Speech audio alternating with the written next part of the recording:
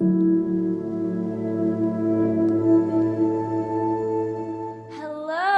Hi, hi, hi. Welcome back. This is hopefully not going to take very long. I feel like this is the cap, the end on a 3-part trilogy that we've been leading up to around Ascension and how to unlock it. We started with a new guide coming in. Darmascin's been here. We still have that crystal with us here, that secret-keeping stone. And Darmascin has been leading us through the story of Job, where we talked about suffering and somehow managed to weave in the book of Revelation, where suddenly we're talking about Ascension and really bringing abstract numerology into the mix to help us understand really old stories that are based in people's visions or even in parable. And now we can see how it applies spiritually to our life today in the modern world. So last time we began to talk on Ascension, what it was, what it is, how we actually physically do that, where we're coming through different layers dimensionally, how we're leveling up from the 4th dimension to the 5th, and from some people from the 5th to the 6th, and how we're just moving personally through the different dimensional levels and also collectively through the different dimensional levels. This led us into some numerology with the numbers of 40, 12, the 12,000, the 144,000, the 7, the number 9. And we talked a lot about those numbers, what they kind of mean on an abstract level, how those numbers in those stories are significant. So this led us in this lesson specifically to the book of Revelation. And we're going to be talking like chapters, I think we did chapters like 5 through chapter 10, where they're talking about those 7 seals. So when we think about Ascension, how do we unlock Ascension? Because when we talk about it, everyone's like, well, how do I ascend? And there's this grand thing in everyone's mind about what it means to ascend. And a lot of people in the religious worlds think that Ascension is the rapture. This is where everyone who has qualified to be in the race just gets raptured out of their body. They disappear. They go to a heaven or a different dimensional plane, and everyone who does not qualify gets left behind while the earth is destroyed in fire and brimstone. But what if the rapture, what if the Ascension is simply the time period that we're going through now, where we're ascending to a different dimensional level personally in our lives and also collectively? What if the rapture is real, but not in the terms of the 3D of our physical bodies disappearing? What if the end days really are here, because we are ascending, we're becoming new beings, new people, new energies. We're rising to a different level collectively and personally. When this chapter introduces the 7 seals in Revelation, it's talking about the end times, it's talking about the rapture, it's talking about Ascension, and a lot of our Christian principles are based on this book because we don't want to be left behind. There is no left behind, guys. There's no left behind. The reason that we've talked about left behind in Christian methodology is because of the talk of the 144,000, the 12,000 from each of the 12 tribes, and how these are the people who will ascend because of these things that they do. As far as I'm concerned, no one's going to be left behind, but some people will ascend in a way that is very obvious, in a way that is aware, in a way that really shifts and brings change to the collective. And some people will ascend, but in a different way. Remember the duality of all things. So if you're on this channel, you might be a light worker. You might be someone who enjoys angelic energies. You might be someone who's a healer or a psychic. You might be someone who just desperately wants to heal and to do good in the world, which means you're on this right-hand path and you're working towards ascension. But remember, the brighter the light, the longer the shadow, because the world is dual. We're working towards unity, but only through the dual self do we eventually come into unity, when we come into full acceptance of everything that is dual. So that means that as we ascend into the fifth dimension or other dimensional frequencies this way, these people who are not working for the greater good, who are not shining the light, who are not trying to heal, these people who are on a different path will also ascend a different way, further creating the gap between the light and the dark. Which doesn't mean right and wrong, because remember, the dark serves its purpose too. The more that they go into darkness, the more we can go into light. And this is a beautiful, natural, normal thing in the cycles of all of life, which is why we can be living in full acceptance of everybody, regardless of how depraved we feel that they're doing, because we know that our change is creating something, it's stirring something up. We know that eventually everything is going to have to fall and come into unity. So let's all just ascend together in our own way, and the ones who are here, let them be here. Let them do their thing. Let them be the dual weight to us ascending. Let them be that, because they're on their own path and they're gonna make it too, I promise, just not in the way that you are and the way that you think they should be. So when we think of ascension, first thing we want to do within this dual space, non-judgment, full acceptance, full love of all things. So within ascension, you're really going to have to look at all aspects of your life, all areas of your life, and come into a complete love and acceptance of who you are now. The whole process of ascension and how it works is essentially through ego death. You cannot ascend without an ego death. We've talked in the past a lot about ego death, so I don't feel like I need to get deeply into it. But understanding that all aspects of who you have been will have to die in order for you to be reborn, in order for you to ascend into the new person that you are. And this has nothing to do with guilt or shame or rejection. We want to love and accept all parts of who we are and who we have been. We really want to take responsibility and say, yes, that's who I was, and I love that person. But now we're here. We're not that person anymore. So all old versions of ourselves can die.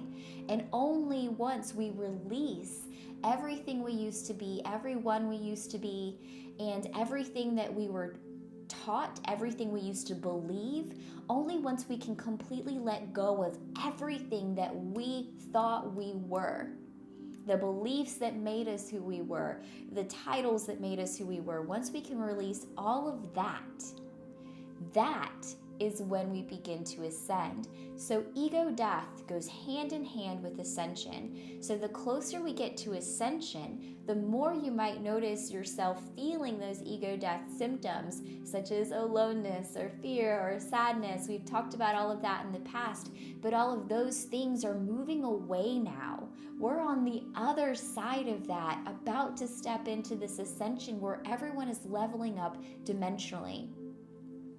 So how do we do this, Mary?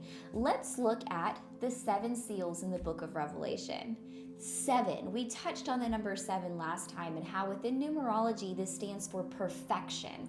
Biblically, the number 7 is perfection, wholeness, heaven. It's everything that we aspire to be.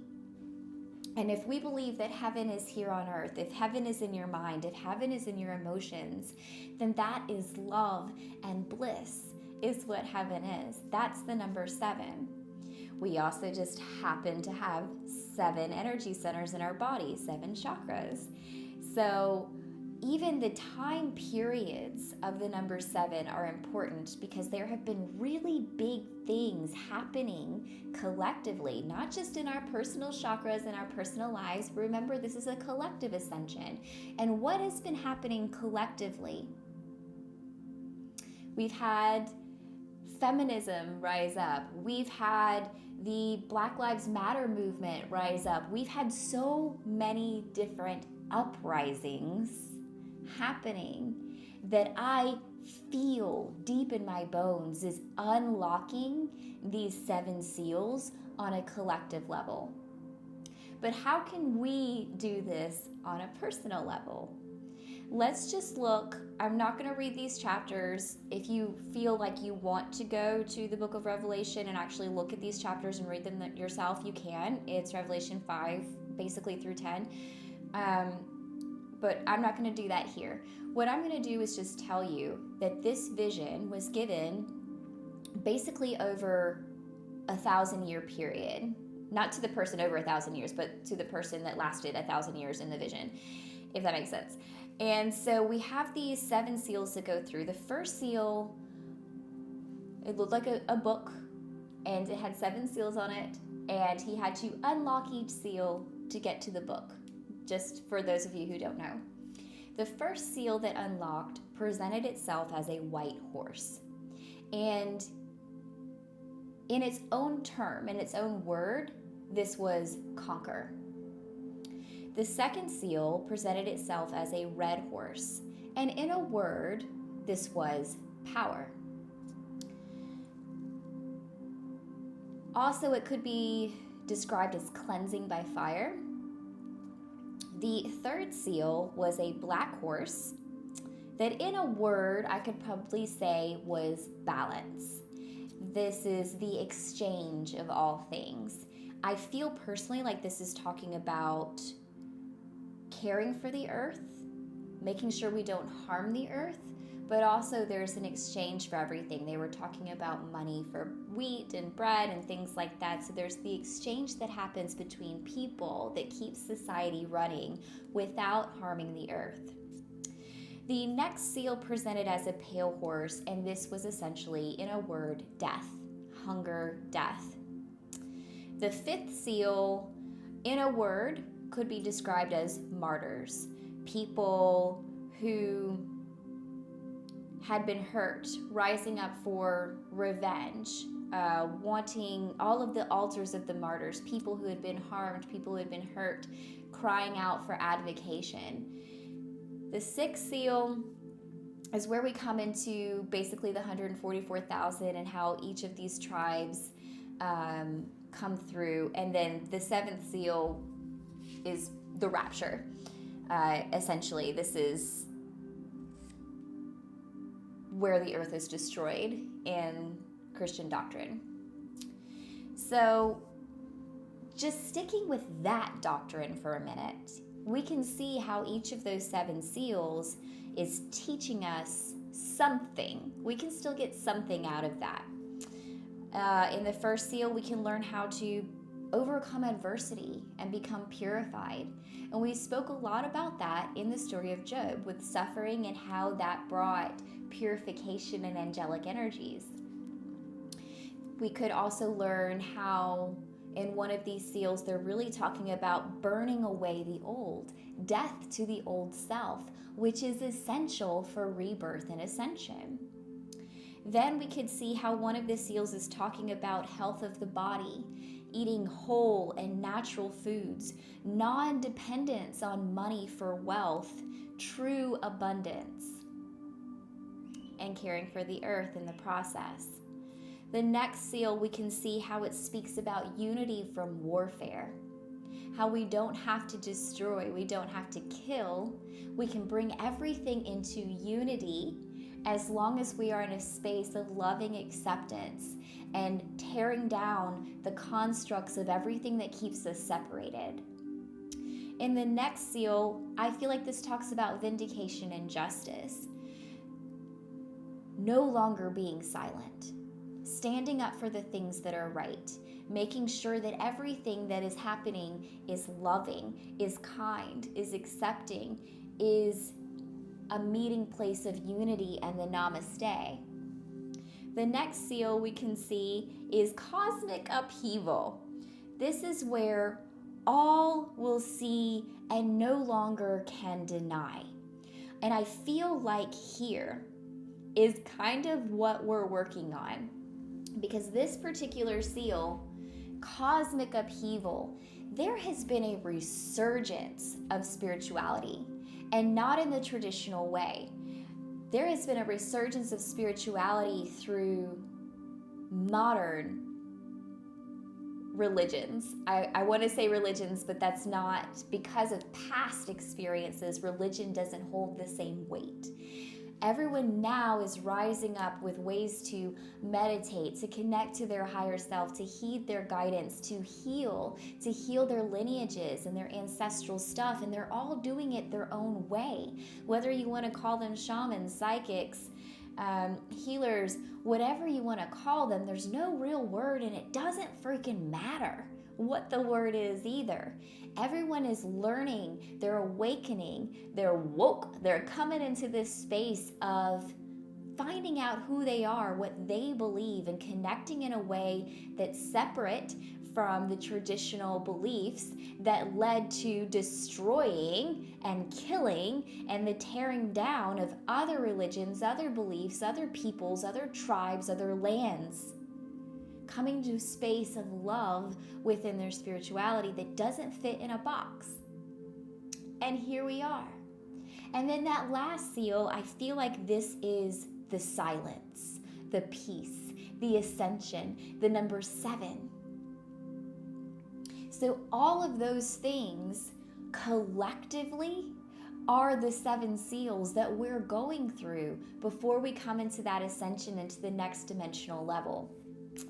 Now, I was able to channel through Darmascin how we take those 7 seals and bring them into our personal bodies and our personal lives so that we can ascend on a very personal level, not just on a collective level. How do we do that on a personal level? The first thing Darmascin said, our first seal is the seal of health. How well do you care for your body? How well do you receive nutrition? How well do you love and care for yourself? How well do you receive the love and care that the universe offers you? This is the first seal. Our bodies. Taking care of our bodies, nurturing ourselves, and this goes a little bit into emotion as well. How well do we allow ourselves to receive the love and the care that the universe is providing for us? The universe is abundant, guys. The universe has sun, it has greenery, it has fruit, it has vegetables. The earth births for us out of its own womb everything that we need to actually survive. And how are we receiving that? What are we doing with that? We are of the earth. We were birthed from the earth. And how well do we care for this body? Do we feed it the proper foods? Do we allow ourselves to receive those foods? Most of the time, food allergies are caused from imprints in the spirit where we don't allow ourselves to receive, where we feel unworthy, where we feel not good enough, where we feel unseen, unheard, unloved, and unwanted, without a purpose. And then our bodies can't receive the nutrients that it needs, even if we feed it the proper nutrients. How well do you care for your body? Are you strong? Do you exercise? Do you work with your body? Do you try to make sure your body is a holy temple? Do you pour low vibrating chemical things into your body, or do you care for it properly? The second seal given to me was the word disease. And this took me a little off guard because I thought here that these seals were all going to be positive things or neutral things, at least, that we could work through. But I heard the word disease. Wow. Yeah, disease is a natural part of being a human. deterioration does naturally happen. Everything dies. Everything eventually becomes diseased. Whether it be the trees, the fruits before they fall when they're overripe, everything becomes diseased. And he said, Darmascin said, how well do you handle adversity that is out of your control to create, but in your control to fix? In your control to manage. And one thing that stands out to me about something my teacher said long ago, she said, healing, what was it? They said, we are not always cured, but we can always be healed. And that's because when we come into spaces of disease, sometimes it's not curable. Sometimes it's not meant to be reversed. Sometimes it's something that we set in place before our birth to help us get to the next level, to push us into deep introspective spaces of inner healing, so that we can move into our next life healed from all the baggage that we were carrying. Sometimes only our death sets in motion these ripples across time and space that affects every person on the planet, whether we are conscious of it or not. Sometimes we have to work with the medium that we're given because this is our work here on earth. We're not always given perfect bodies. We're not always given healthy bodies. But understanding we chose that as part of our path before incarnation. And sometimes miracles happen. Sometimes we really come into understanding how we can be a miracle, how we can bring health to our bodies through our healing, through our mindsets. But when something like this is out of our control, the only control we have is to fix it or manage it. How well do we do that? Do we spiral down? Do we become depressed? Do we give up hope? Do we become negative and spew toxicity, resentment, rejection, and negativity into the world? Or do we understand that we are a part of life and that this too is part of life? That this too can be peaceful, that this too can be beautiful, that this too can be part of our experience and how we're reaching other people, how we're teaching other people. The third seal, destiny. And I have a whole lot of lessons around destiny, but what I channeled specifically around destiny said, do we use our free will to create a trajectory of love? End of story. Wow. We do have free will. We have free will. We incarnated with a purpose in mind, with an end point, I should say, in mind, that we're going to end here. So we're going to start here, we're going to end here. But once incarnated, we have free will choice to do anything that we want to do, to be anyone we want to be, to work anywhere we want to work. And as long as we eventually come into the frequency that we wanted to experience here on this earth, then anything we do with that frequency is our purpose and is an expression of our destiny, is an expression of our purpose. We have free will to choose anything. But are we using that free will to choose a trajectory, to choose a road, to choose a path of love, a loving path? We're going to make it to our end point regardless of any of these free will choices. We're always going to make it here because that's predestined. We predestined this end point. We're always going to make it. But within that free will, are we saying screw it all because we're going to make it eventually anyways?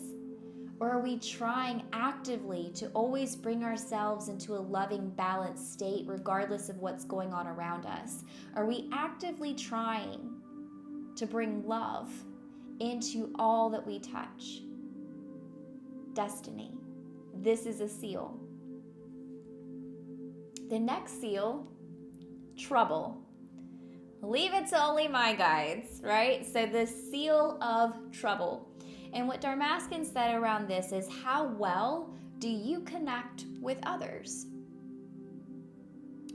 How well do you see all opportunities for oneness? How well do you support other people's journeys? Interpersonal relationships are important. Sorry, guys. We do actually have to get along with other freaking people. But how well do we do that? How well do we see every single other person and say, this is an opportunity for unity. This is an opportunity for love. And there's something I want to say here. When people first start off on their healing journey and they start doing shadow work, understanding the mirror in everybody else, where I'm triggered by this person because I'm that way too. And this person is simply reflecting something in me that I don't like, and that's why it's triggering me. Or they're reflecting something that lives in me that I do like, and that's why it's glimmering me. But eventually, as you keep ascending, you reach a vibrational level to where sometimes when you come into contact with people and they do something out of pocket, and it bothers you because you can see it's not right, sometimes you come to a space where they're not actually reflecting you, where there's not something for you to have to learn in that situation. Where in that situation, your work is to understand the unity there, to understand, I am this person. I love this person. I don't own this person. I don't own this situation. And I am in a space of love and acceptance and unity.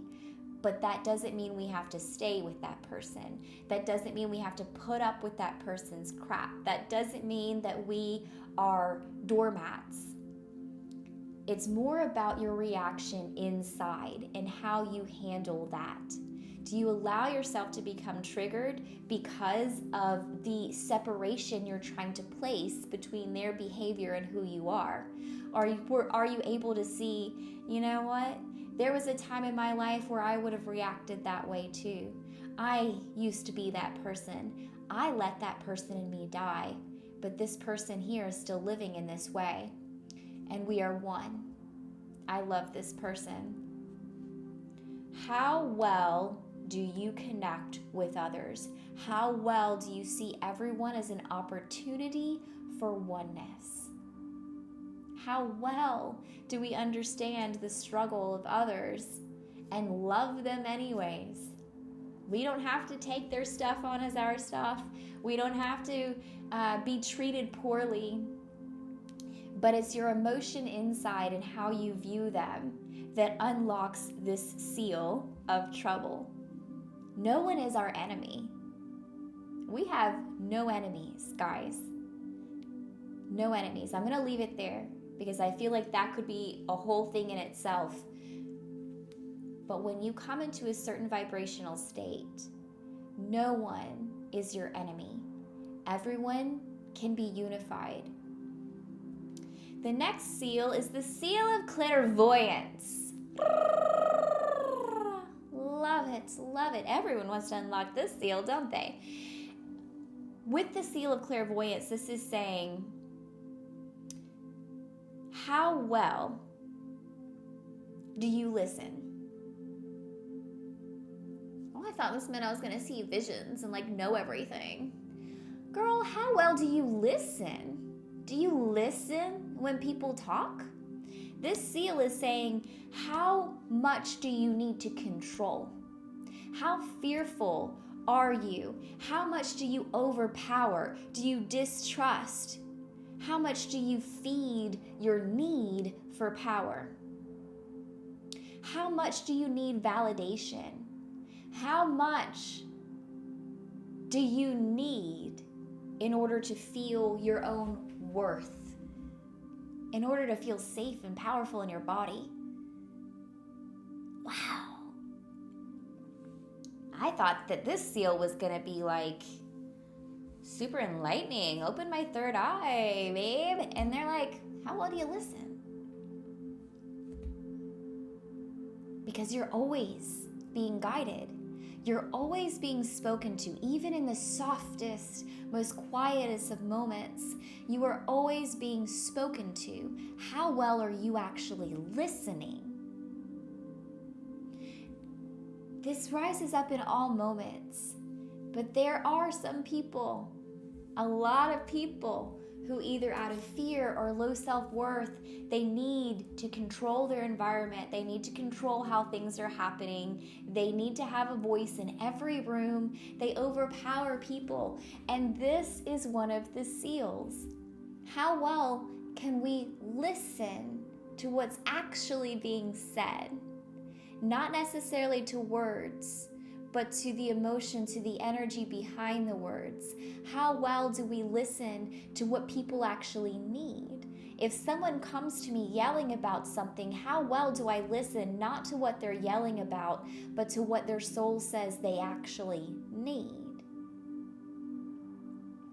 When spirit comes to me on a whisper, through the vision of a bird or a feather or a person, seemingly insignificant things and synchronicities, how well do I listen and apply that and say, I hear you, I see you, thank you.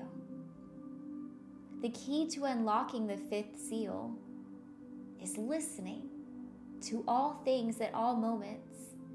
You are never going to be guided into a space that doesn't serve your greater good if you listen. The sixth seal was discharge. How well do you let go? You own nothing, but you are everything. You own nothing, but you are everything. Om Mane Padme Hum. Om Mane Padme Hum. Om Mane Padme Hum, the chant of the heart and the jewel of the heart. To me, this chant means I own nothing, and therefore I can love everything. If we feel that we have to have ownership and control of everything around us, we cannot fully be in a state of love, because it brings us into a logical mind, a place where we have to manage something, a place where we have to have power and a voice, which those things are good. They're not bad to have. But how well can we let go when those things are no longer ours to own and to manage? There's nothing in life that we own. We steward over everything. We steward over the animals. We steward over nature. We steward over our children. We steward over our job positions. We steward over our clients. Everything that's brought to you in certain moments is yours to love, to care for, to listen to, and to steward over. But you don't own any of it. So how well do you let go when it's time to let go of it? This is the true definition of letting the old die. Just being able to let go. It's not yours to keep. You don't own it. Everything needs to grow. Everything needs to move. Everything needs to shift. And keeping everything the same, believing all the same things you used to believe, not wanting change is the problem. It's sticking us in this sixth seal. So like we talked about biblically, that sixth seal was the cosmic upheaval, where all will see, where we can no longer deny what's actually happening in the cosmic realms. And now, according to my channeling, this sixth seal means how well can you let go of the old? How well can you let go of how things used to be, of the old belief systems? How well can we die?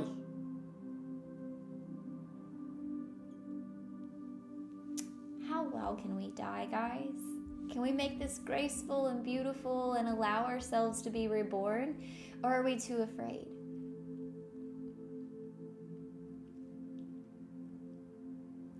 The seventh seal given to me by Darmascin is the seal of completion. He says, how well do you start over? How well are you reborn? Can you destroy without fear and anger in order to be reborn? And then he said this is a direct quote from Darmascin. Terror is a sign of rage, which comes from pain, but pain is only permanent in the mind. Learn to be malleable and continually flowing. Pain is only permanent in the mind. There's a lot to unpack with that statement from that angel. Pain is only permanent in the mind. Learn to be continually flowing, malleable, so that we can keep changing, keep becoming, keep being reborn. And there were 7 seals. And once all of these 7 seals were unlocked, we were able to reach Ascension, to be reborn, to let everything die, be destroyed, and move into a new space. And in this part, I'm not sure which chapter this was in Revelation, but it started talking about how the spirits of God, the 7 spirits of God, were unleashed. And once again, the number 7, the number of perfection, there's 7 chakras. And in most indigenous cultures, the 7 sisters, or the Pleiades, the Pleiadian stars, are thought to hold very special and important and sacred powers. They have a very sacred space in a lot of indigenous cultures, whereas in Christian culture, we talk about the 7 spirits of God. And this can be interpreted in many different ways depending on the denomination.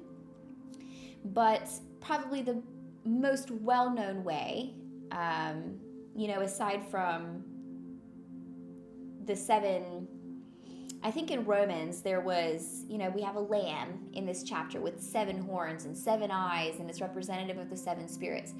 And in Romans somewhere, it talks about the supposed 7 spirits and what we think that they are, such as prophecy, helpfulness, teaching, encouragement, generosity, leadership, compassion, things like that. But I think the most well-known versions of the 7 spirits of God are through the archangels, where we have Uriel as the angel of wisdom, Raphael as the healer angel, Michael as the protector angel, and these all come from Enoch. Gabriel is the angel of prophecy. Raguel is the angel of harmony. Sariel is, what was that angel? Sariel was the angel of man, ruler. There's something about the ruling with that particular angel. And then Phanuel is the offering of peace in the face of God. Favor with that angel. Phanuel means face of God. So that's how we know that God has turned his face to us, that we are in favor, that we are in light. So these are interpreted to be the 7 spirits of God. And I just wanted to throw that in there as a little correlation to the number 7 with the Pleiades and our ancient indigenous beliefs, as well as the Christian beliefs, and how we can apply all of those things. Because in that video about Job, we talked about those angel energies, the purification that they are within a vehicle to get to us. And so all of this comes from beings that have unlocked the 7 seals. Angel energies are energies that have unlocked the 7 seals, rose through ascension. And a lot of them were thought to have completely ascended from the earth inside of their bodies and never tasted death. Now, through Revelation, through those chapters that I mentioned, more numbers came up. So I want to touch on the numerology of them. The number 4 started coming up a lot. And the number 4 talks about knowledge, confidence, leadership. This is our solid foundations. So if we're seeing the number 4, we are building a solid foundation to build everything else on. We are knowledgeable, we are confident, we are strong, we are secure. This feels like a good root space. The number 24 comes up a lot, and this has a lot to do with prosperity, joy, and peace. The number 24, this is like a yellow light to me. This is a flow through the body, an abundant space, but with happiness, with joy, with inspiration, all of those things. Then we talked a little bit about the number 3 in this book. And 3 is also very well known with the number 7. And the number 3 is wisdom, cycles, and wholeness. A wise person allows themselves to go through the cycles to become whole. So the number 3 is also a very important number in numerology. And the number 5 came up in this chapter of Revelation, where we're talking about freedom, change, and adventure. We also have 5 physical senses. So I feel like this number, while ultimately representing freedom and change, we can also be free from our physical senses alone as we ascend. And this is an adventure. Freedom from just the physical body, freedom from being locked into a particular dimensional space. The 3D, freedom from that. So, like I said, if you want to go back in and read those chapters of that book and see where these numbers fit in and what they were told, that's great. If not, you can just take these 7 seals and start unlocking them in your personal life and see how you begin to ascend. At this time, I actually want to do a little healing, just send you a little bit of energy that I call the Mirror Morphing Enhancement. Mirror Morphing Enhancement. So what this is going to do is it's going to send you mirror energy, meaning that you're going to begin to see yourself in an amplified and enhanced way. You're going to really be able to get a look of who you are, who you have been. And I want you to take this. I want you to accept this.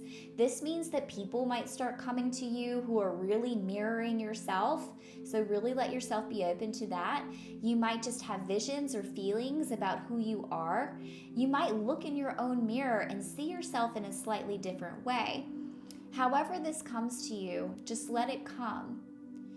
But the point of this is that when versions of yourself come up that you love, you accept that it's you. And when versions of yourself come up that you have rejected, that you don't love, that you don't like so much, you learn how to welcome it with open arms and let yourself love yourself. There's so much rejection in the world, and what people don't realize is that it's not other people's rejection of you that hurts you. It's your rejection of those parts of you that hurts you. And then you reject other people, and then you're the person doing the rejecting. We want to accept all versions of ourselves, love all versions of ourselves. That version of you that you were when you were in your mid-20s that did all those horrible things and didn't care about anybody, she was hurt. She was wild. She didn't know. She didn't have the wisdom. There's a reason. And your rejection of her further amplifies that energy in your body now today. So with this mirror energy, with this mirror enhancement, it's going to bring all those things up for you to look at, for you to accept, for you to love, for you to welcome with open arms. And only once you have accepted all aspects of who you are, who you have been, can you start to let them die away to shed away so that you can simply become who you're meant to be now, who you want to be now, what you want to believe now, without past influence, without societal and cultural influence, without the influence of religions and family and everyone who's always molded you your whole life, telling you who you are, how to be, how to live, what to look like, what to wear, what to say, what not to say. All of these things can die away once we've loved the people that we were when we were still believing those things. And when they die away, because we're letting go, when we let go of all of those old things, who we used to be, then we're reborn through this seventh seal into the next dimensional frequency, into ascension, into perfection. If you are not ready to receive this, please don't watch. If you are ready to receive this, let yourself be open. Relax all of your muscles. Breathe deeply. Get yourself in a space of longing and urgency. I want this for myself. I deserve this. I'm worthy of this. I have the God spark in me, and I know that that's powerful, and I can open it up. I can ascend. I can do all of these things. I can care for my body. I can manage adversity. I can listen. I can connect with other people.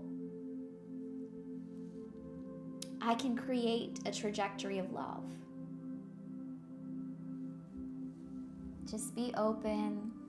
You can close your eyes if you choose to. You can place your hand on your heart, your throat, or your sacral space if you choose to.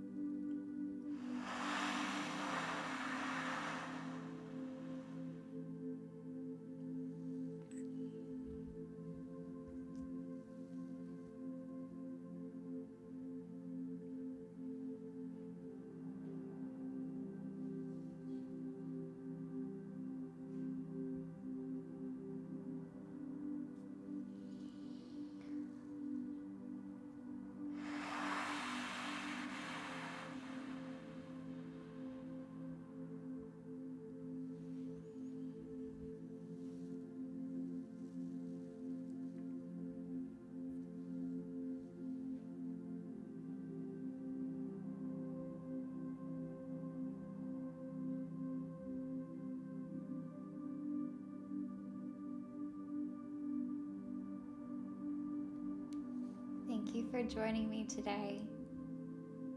Remember to accept it all, to love it all, to know you're worthy of it all, and then allow yourself to be reborn as you work through these seals. This concludes our 3-part series with Darmascin teaching us about ascension, the keys of ascension, suffering and purity, and I get the feeling that we're going to be working a little bit with DNA light codes soon, so be open to that coming up. We'll talk soon.